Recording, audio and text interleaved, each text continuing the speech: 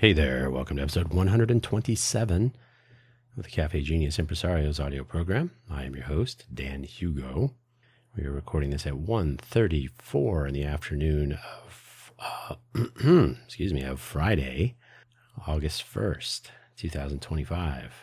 It is First Friday, if you're keeping track. It usually falls on a Friday, right near the beginning of the month. Today's title and topic, transparency. If you are new to the Cafe Genius Impresarios audio program, let me tell you, Cafe Genius, cafe with two F's, cafe, an homage to the Cafe Centro, the coffee shop where startups start in San Francisco in the Bay Area. No longer in business, unfortunately. It did not survive long enough after the pandemic, but it was for a time a quaint little spot to meet and commence work or continue work on startup projects, probably laptop startups. One of them was Twitter, for better or worse. It was located in a lovely part of San Francisco called South Park, very near what is today the Oracle Ballpark, what was the AT&T Ballpark, and before that what was it called? Is it Pac Bell Park? It was a cool place. I had been there several times. It's unfortunate that it did not survive. I often say the greater Vegas area needs a Cafe Centro or two or three. So an homage to Cafe Centro in the cafe, spelled with two F's, in Cafe Genius. Genius from the genius lunches that we used to have during the downtown project days, an ad hoc group of people actually pursuing their endeavors, not talking about it, but actually doing it. Quick lunch meetups now and then to catch up, to gossip, who's doing what, who's on what page of their pivoted business plan, and so on and so on and so on. Good times. The Genius Lunch, something that we will bring back one of these days if I can get people to actually respond and to value that effort and the potential outcomes. So Cafe Genius. Impresarios are people doing cool things. Impresarios spelled with two S's because that's how we roll. Cafe Genius Impresarios, it's about our entrepreneurial innovation ecosystem and the people that make it happen here in Vegas. Speaking of people who make it happen, it's been a long time since I've had guests, so we'll try to get guests back on the docket.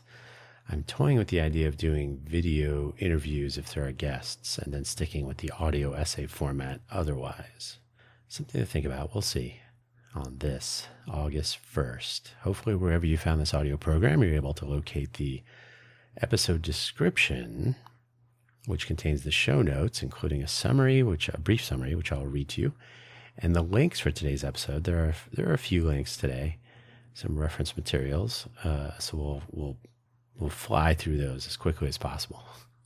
But hopefully, you will consider checking them out at some point. So let's get started so we can get finished on this warm Friday afternoon. Summary: tourism decline, and the numbers around that are making local and even global news given the role the Greater Vegas area, how about region? I'll say region. I left that word out. Given the role the Greater Vegas region plays. I'm going to change that to plays. In the tourism and entertainment industries. Geez, who wrote this? Industries. But how are things in general? You will need to roll up your sleeves. Transparency. The links for today's episode, buymeacoffee.com/DanHugo, and the weekly, published on Mondays, microcast, 5 minutes or less, Buy Me an Update, available at buymeacoffee.com/DanHugo/posts. If you do happen to go to the Dan Hugo profile page, buymeacoffee.com/DanHugo, you will find all of my audio programming listed there. Those are, at this time, as I'm speaking now, those are links to the Spotify creator homepage for each of the channels or each of the shows that I publish. You may note that if you haven't visited there in a while or ever, that both Buy Me an Update and Coffee Solo, the Ko-fi, ko-fi.com/DanHugo/posts, unscheduled, just whenever and about whatever audio program that I publish, whenever I publish it. Coffee Solo, Buy Me an Update, and all of my audio programs are available on Spotify. Buy Me an Update and Coffee Solo used to be exclusive to the respective platforms, but without an RSS feed, that's just not as attractive. So also available on Spotify. So links to all of those, Spotify, iTunes, Amazon Podcasts, a few other places. So my podcast publication and availability game continues to grow and develop. But still, you can find Buy Me an Update on buymeacoffee.com/DanHugo, where you will also find affiliate links to my favorite coffees, various project links, some biographical information, and more for you to check out. It's kind of the home base, the anchor. I can always send people there without maintaining my own websites, which I must do as well. So that's the shameless self-promotion stuff. Basically, the key is that my exclusive audio programming is no longer exclusive, available via Spotify and other places with RSS feeds. So that's the nature of the podcast game. Got to keep up. Some links for this particular audio program today, this episode. The UNLV CBER dashboard. What does CBER stand for? That's a good question. It's the Center for Business and Economic Research. So if you visit that, you will find it's a starting point. So don't go there and then leave if you are curious about economic indicators and analysis and so on. But the economic dashboard is basically regional and national numbers like unemployment and our local tourism data and whatnot. So it's not that much. I think it's 4 spreadsheet pages as displayed there. You can go from there and find out more. It is one of those sources that you must roll up your sleeves a bit, though. The LVCVA research tab, lvcva.com/research. If you visit there, you will find all those numbers that people talk about all the time about we get 40 million visitors a year. You'll see tourism is down 10%. Room occupancy is down 8%, whatever the numbers are each month. They do month over month. It usually takes a month to get the data. So June data would be published in July and so on. And they do annual executive summaries, all kinds of useful information. The LVCVA is basically got its eye on convention and visitor data. They are, after all, the Las Vegas Convention and Visitor Authority, LVCVA. They also played a role in the Formula One races. There's a third one coming up in November, as usual. And I believe they are also playing a role in the lawsuits from small businesses that were negatively impacted by the Formula One races. So LVCVA figures into a lot of things. Tourism is still important. They're taking a hard look at that fun economy all the time. The LVGEA City Check dashboard, that's the Las Vegas Global Economic Alliance City Check. There you will find some other useful data. You always must remember that the Las Vegas Global Economic Alliance is attempting to encourage, it's a public-private partnership, works with the cities. It's basically the economic authority for the Southern Nevada region. So they make material decisions, offer advice to our government, whatever else they're up to. They have an active, perhaps skewed or biased interest in drawing companies to the greater Vegas area, to Southern Nevada, for the sake of economic diversification. So some of their data as presented may be polished a little bit, made a little bit more shiny. There's also the LVGEA Key Industries page, which we'll get to later. This gives you some other ideas. Not everything in Vegas is centered on poker chips or professional sports or entertainment. There's other stuff going on here. Really, there is, I promise. Maybe. And finally, the City of Las Vegas Open Data Portal, opendataportal-lasvegas.opendata.arcgis.com. It's a mouthful. If you find the link, you can just click on it. ArcGIS hosts all of the open data that I'm aware of for this region. So that's RTC, the Regional Transportation Commission, has some open data published elsewhere. The LVMPD, the Las Vegas Metropolitan Police Department, publishes data there. There's a Las Vegas GeoCommons open data portal. Most of this is linked from or findable if you start there. So as with most things, a good place to begin, not the best place to end. So now let's talk about transparency in the context of our economy. So economies are complicated. One definition of what an economy is the process or system by which goods and services are produced, sold, and bought in a country or region. Some of that also you have to account for storage, inventory, whether it's just in time. There's all kinds of subtleties there. But this sounds simple, like we subtract outputs from inputs. As long as there is a positive number resulting, we're good, right? We're fine. The thing that makes an economy complicated is the people within it. That's one of the things. Supply chains, which involve people in other places, are also a complication. People always causing trouble. They're either within it or near it and impacted by it, to be sure. Sure, we can take a glance at some macroeconomic indicators, reports, charts. Maybe it sounds good, but do you actually have a reasonable mental picture, functional understanding of what the macro economy, and that is the study of the overall economy, focusing on broad issues like economic growth, inflation, unemployment, and the impact of government policies, all the stuff that gets reported on your favorite YouTube channels or cable news networks every hour or more. And perhaps more important to you day to day, the microeconomic elements, that is an analysis of individual economic agents like households and firms, maybe even the people within those, and how they make decisions in the face of scarcity. That is, if there's a lot of stuff, I make decisions in one direction. If there's not a lot of stuff, if there's scarcity, I make other decisions. So scarcity could be not a problem or a problem. It's always a problem, unless you live in a post-scarcity world like Star Trek. If you live in or near the greater Vegas area, you know that tourism, strip residences, resort property updates, fees get a lot of attention lately, stadium construction, sporting events, and a variety of other facets of the fun economy, and that's trademarked by the UNLV Office of Economic Development, by the way, granted in February of 2025. These get reasonable news coverage, less analysis for the casual consumer, and that is where most of the deep dive ends, unless you do some digging. So not every casual consumer is stopping by the LVCVA website to look at occupancy rates and so on. The data is there, but the headlines you'll see in our mainstream legacy media are pretty simple and summary at best.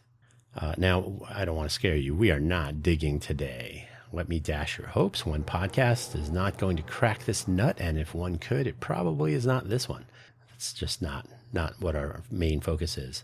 The macro and microeconomic data and analysis for Southern Nevada is the stuff of a staff of people, or maybe multiple staffs of people with access to troves of data on a regular basis, performing analysis and publishing reports and then doing it all again.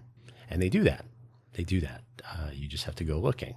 As members of the economic machinery, as those of us living in places are, if you happen to be in the greater Vegas or Southern Nevada area, great, but this stuff applies anywhere. So you are a part of the economy. They just don't always remember that when they talk about it. It's almost like when they say a movie did a certain amount of ticket sales over the weekend, as if that's like a separate thing from the humans who paid money out of their pocket to sit in a dark room and watch this movie. So ticket sales were up. Ticket sales are a disappointment. That's you. They're talking to you. You did not go see that movie, or maybe you did. Maybe you saw it twice. So there can be, in reporting of these numbers, a slight disconnect in the way they are presented, as though there are not humans behind these numbers.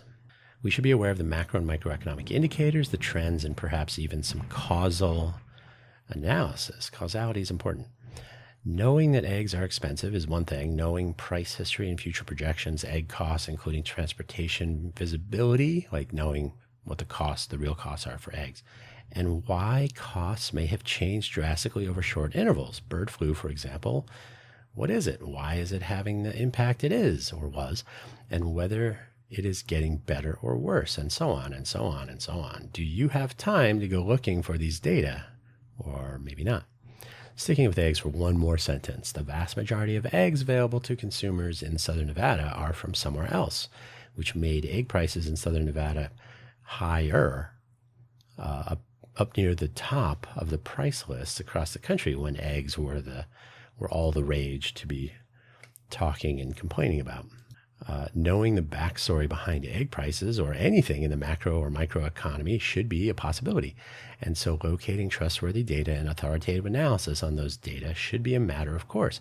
And this should be standard issue in a place which considers itself a smart city or a global hub of innovation. And dare I say it, the next Silicon Valley. We should have information awareness just be a standard thing. What makes a smart city smart? Well, people. I comment on this frequently. Our local media outlets, the classic mainstream media, if you like, spend a lot of column inches and airtime on elements of the fun economy. So gaming, entertainment, crime, politics, road closures. Those are not part of the fun economy, but they kind of are. Road closures due to collisions or construction or both, and a variety of surface level elements, sort of the bare minimum one might argue, which I do. We could do better, and we should. The LVCVA is focused on tourism and conventions, but that is their charter and it is indeed what they do. And while not everyone is going to wander through that research tab on their website, track down their monthly and other reports on occupancy and gaming and other numbers and trends, the data is there if you look for it. So that's nice. Now, how accurate is it? Is it projections or is it actual data? It does take weeks to gather and construct these reports, gather the data and then construct the reports on them. We hope that they're using good data, that they're not spinning it, massaging it, polishing it. Maybe. I hope not. If you wander over to the CBER dashboard that I mentioned in the links, you can see a nice spreadsheet, about 4 pages of numbers. There are 4 pages of spreadsheet numbers, very, very sexy. So you'll have to dive in a little bit deeper if you want to get more. But these are various facets of local, regional, and national economies, certainly the beginning of exploration from that starting point. And you could stop by the LVGEA City Check resource and see what they can tell you, remembering that the LVGEA really wants you to relocate or start your business here, so keep that in mind. Even bad news can be made to sound good. For example, this kind of made me chuckle. Not in a good way. I'm not laughing at people. On the City Check website. Is it here? They they don't display it here, but they do display. So unemployment, the unemployment rate that they're showing here is 5.8% for June of 2025. That is the highest, if not, it's near the highest, or if not the highest unemployment rate for any region in the United States. So 5.8. So they have a red band that it's plus 0.3% versus prior period, whatever that is, but it's down 0.2% versus the prior year, and that's green. So down 0.2% is the good news over the last year, but it's up 0.3% over the prior period. So is that the previous month, the previous quarter? And remember that both of those numbers are still the highest. So they'll present the data in a nice, useful way. Sort of. Something to think about. Want to need more data? Well, there is more somewhere. This is where you would need to be rolling up those sleeves and start looking. The starting point, I've given you some starting points here, but you got to keep looking. By the way, here's a little fun homework assignment. The City of Las Vegas, in their open data sets and their GeoCommons data, they publish business license statutory address information for a particular business license. Will have an address associated with it, and that is the address that they place on this big map of blue dots. They actually capture data from outside of the city of Las Vegas as well, so it's a good chunk of Clark County. Not everywhere, but it's the metro area. It's very interesting. You can find that data. If you don't know where to look for it or that it even exists, you would never find it. And people don't really talk about that, but it's there. So this kind of stuff could be like the weather, something to think about. The weather here in the desert is a common topic of discussion, even lament. Oh, it's so hot. It's so cold. With hot summer temperatures, humidity, when the summer monsoon rolls in, especially, there's a lot of humidity then. Cold winters, occasional flooding when it does rain, wind and dust blowing through town now and then, allergies, smoke from fires. All of these are reported on daily, maybe even more frequently basis. You can get weather alerts. You can see a weather bug on the various local news websites with temperature and other indicators in a nice compact form. I just looked at the Channel 3 website, news3lv, I think it is, .com. And right at the top, on the top right of the homepage, there were temperature, today's high, tomorrow's high, and the next day's high, and with a nice sun icon and a temperature. So it's, 100 degree, the neighborhood of 100 degrees for the next 3 days. Sunny, no clouds. There you go. We see that all the time. We can also step outside and feel the weather, so we can correlate these projections with reality as we feel it, as we perceive it. What you do not see so reliably and conveniently summarized and reported are simple things like water levels at Lake Mead on a daily basis, and trends and projections, actual traffic flows through various corridors and pinch points. You can find that information. It's just not presented to you at the top of every page. The status of transit routes, in case you need to get to school or to work and you happen to use our public transit services. I pause for dramatic effect. The status of the local and regional power grid, for example. That was a big one in Silicon Valley. You could watch a graph of grid load, like broken down by minute, and they would show when there was a potential for a brownout or a shutdown. Back in the Enron energy days, when they would actually have rolling blackouts, that was just a matter of course. Good times, good times. We should understand better and know more about these sorts of things on a regular basis, rather than only when there is an emergency or some situation, like when the water level drops down to where we may not be able to draw water from Lake Mead. It gets the news, but otherwise, I guess everything's fine now. We don't have to worry about it. No, you do. You do have to worry about it every day, all the time. All of these data I mentioned here can be found online with varying levels of ease of use, but they are out there. You just have to look. And there's more. You can probably find useful, usable, maybe trustworthy, and even authoritative information on a variety of topics that are of material import to you and yours. You just have to go looking for it. Now, more difficult to locate the state of affairs of some of the more relevant microeconomic indicators like business opens and closes. You can find that information for restaurants most easily of all small businesses, but knowing the health of our ecosystem and whether small businesses are making it, impact on small businesses and individuals by some of the macro activities like sporting events, major construction projects, and some material decisions about some of the macroeconomic machinery parts. Not to mention legislation that goes into effect and the pieces of legislation that do not.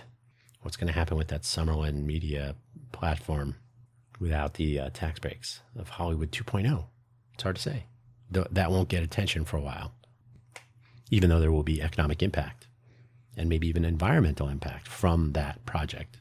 This is where we may face the notion that things happen to us, but we are not entirely sure why or where to begin looking. And that should be easier. This is a smart city, right? Now, we got content creators.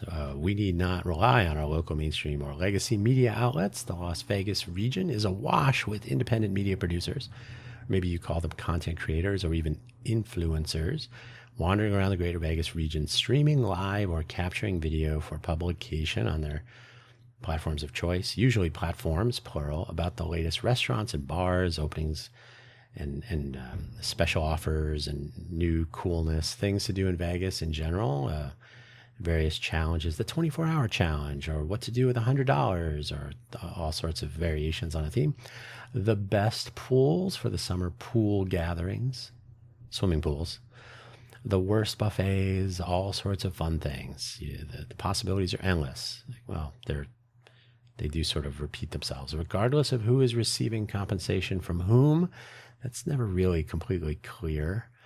Local content creators paint a rather narrowly focused picture of the greater Vegas area, generally optimistic and positive.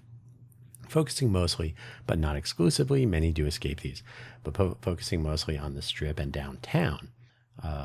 Sometimes people will go to Summerlin or check out Henderson. You could even go over to Boulder City or Mesquite. There's other stuff going on. If we glance at the key industries page on the LVGEA website, we can go down the list and see how many YouTubers are diving into these areas. So let's just wander over there really quickly. Not going to spend too much time on this, but we are a global hub for business innovation and leadership. It says it right there. hotspot of growth and innovation. So our target industries, advanced manufacturing and battery. Now what they mean is energy storage devices, battery, not hitting people.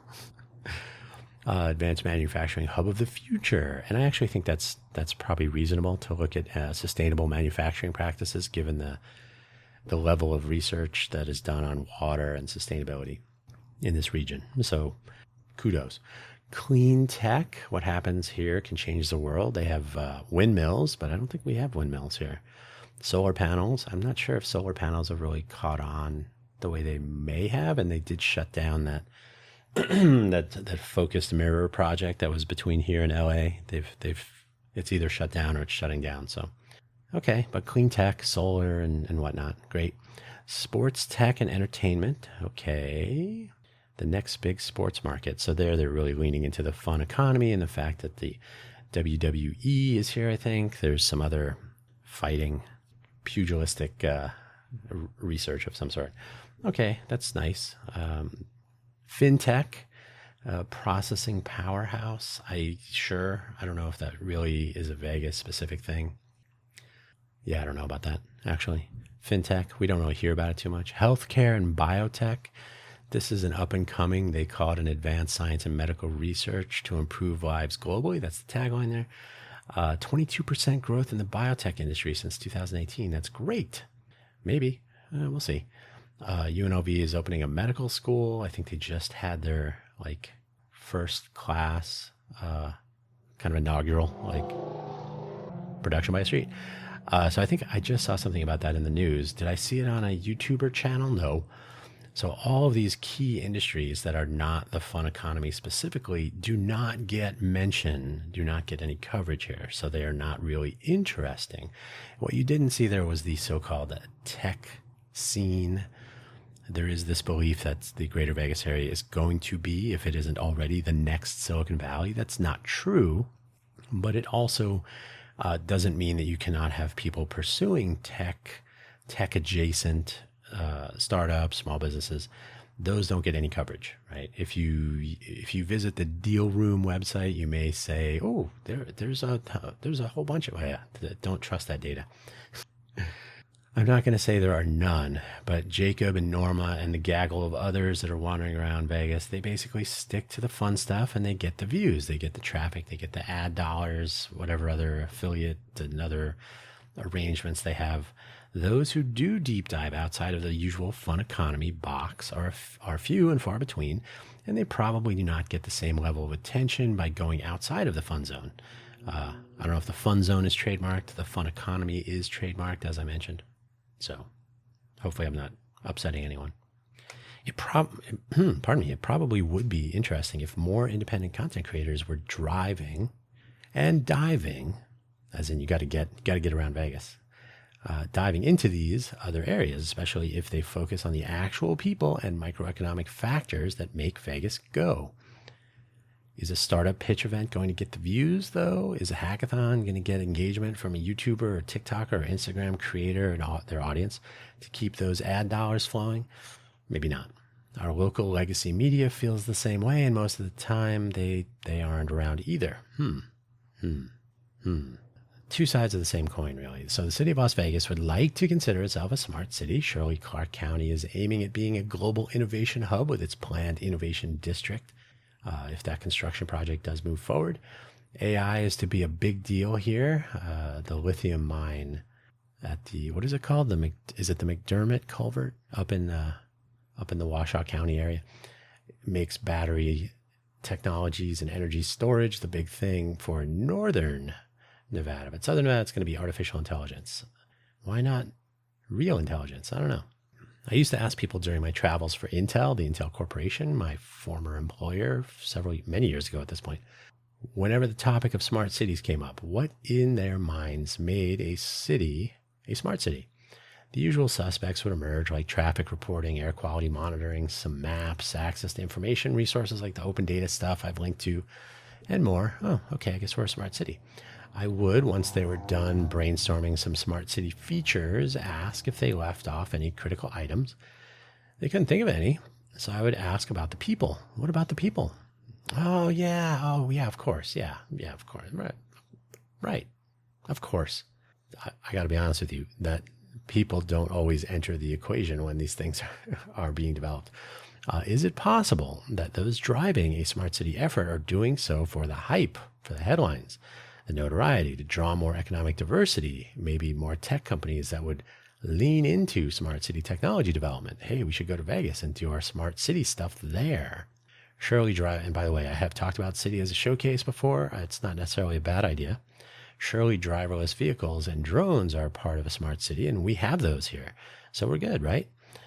So one side of the coin is the system's view of what all of this is, how it all fits together, and why it is so great a thing to have a smart city. As Simon Sinek suggests, start with why. The other side of this coin is how are the people of this smart city getting along thanks to all this smartness? Surely optical fiber internet will be a game changer. A private cell network for city employees changes life every day for somebody. If someone can find that open data website, if they know to even look for it, they can flip through the open budget and see where money is being spent and why that pothole on their street never gets fixed. Something like that. The human element of a smart city is not always accounted for. In fact, I'm going to suggest it rarely is in the United States. Maybe in Europe, a different story, probably a different story. But the human element of a smart city, not always accounted for, reported on, or even engaged. Do people even ask, hey, do you want this in your smart city? Is this going to make your life better? What do you think? Is it making your life better? Can you give us some feedback? Shouldn't smart cities be a co-creation effort with the people who live there? This could change. It should change. And I will suggest that it will change. Final section, open data, hackathons, and culture.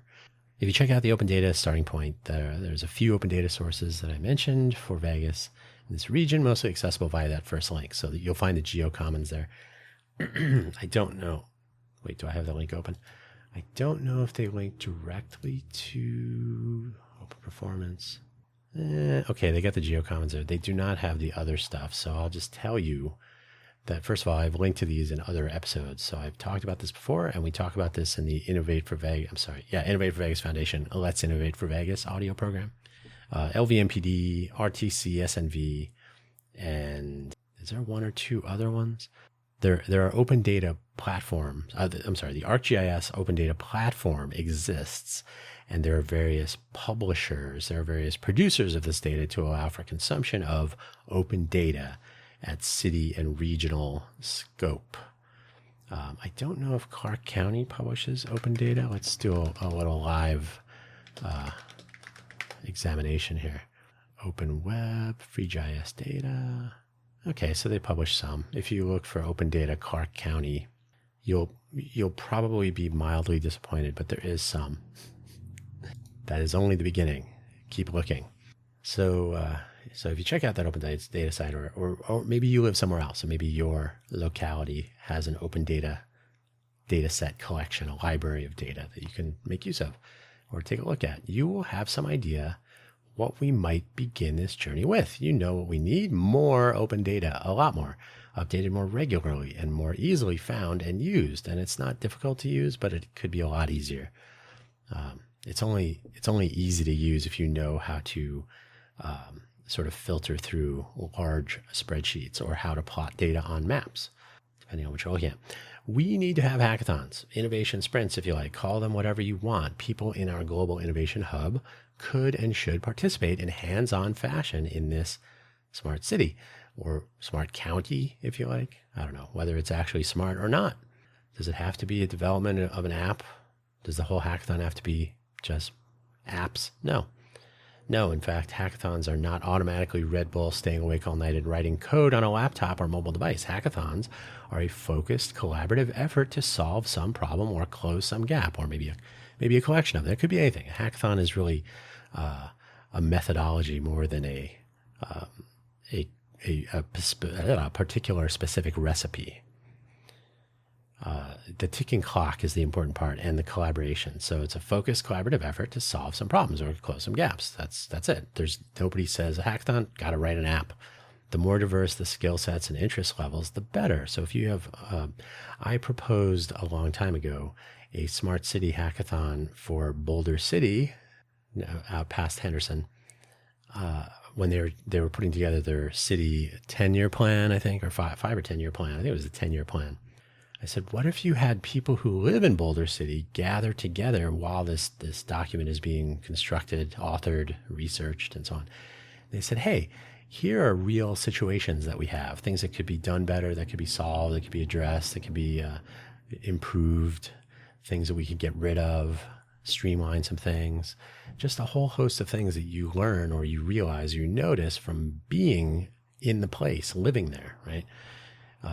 Different neighborhoods, different parts of the communities will have different viewpoints. They'll have different aspects of the big picture that they can see more closely and are impacted by more specifically, sometimes more painfully. So these people have thoughts and opinions.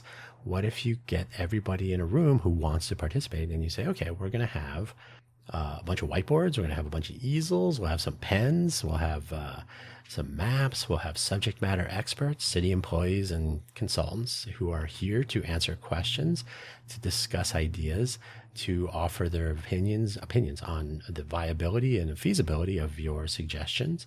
And at the end of the hackathon, and the hackathon doesn't have to be staying awake for 48 hours, you could do it over the course of a month. Like when people have time, get together with your team and have coffee and discuss, or meet at the library. It could be an actual community engagement activity that people are excited about, that they talk about in the local media, that it is a thing that's happening. And in the end, you offer some prizes, or you definitely offer recognition for people who did stay the course and come up with ideas and so on. But guess what? Nobody wanted to do that. That's too much involvement of people. We'd rather just work with data. I don't know. They never did it. I think it would be a brilliant idea. It's a way to include people. Like I said, that other side of the coin, include the people and then listen to what they have to say. There would be some software, sure, but there's more to life than software, really. I promise you, I've been doing this a long time. It's not the end of the world yet. Hopefully it's not the entire world either. Finally, our culture could use an introduction to modernity. This is a topic for another few episodes, surely, and I've talked about this before, but knowing that those living in this smart city, this global hub of innovation, could be more involved, could ask for more transparency, and could demand better decisions that have positive impact on the people living here, not so much negative to certain parts of the locality and so on. And all of this begins with data transparency and continues with a culture of interest and innovation that we need to cultivate, where it gets us over the next hill and onto an interesting future. So what are we waiting for? More importantly, what are you waiting for? And that is where I will end today's episode of the Cafe Genius Impresarios audio program. Thank you for listening as always. Don't forget, we do have possibilities for guests. If anything I've talked about in any of these 127 episodes, I've had a couple of guests. But even if I had guests and you were interested in that as well, I've talked about some of the ecosystem reports and studies. I've talked about economic diversity ideas, the innovation hub, the global innovation hub, which I think would really be better as a global innovation destination. And we should make resources available for people who visit here and make use of our 155,000-ish hotel rooms. Oh no, tourism is down, but innovation travel is up. All these remote teams can gather in Vegas and bring their families and have innovation sprints and then go back to work. But anyway, I could go on, and I already have episode 127. So yeah, give a few of these a listen and see what you think. So that's the deal for today, August 1st. Have a great weekend. Enjoy First Friday if you do that. And if you're listening to this after, I hope you had a fine beginning of August. Take care now. Bye-bye.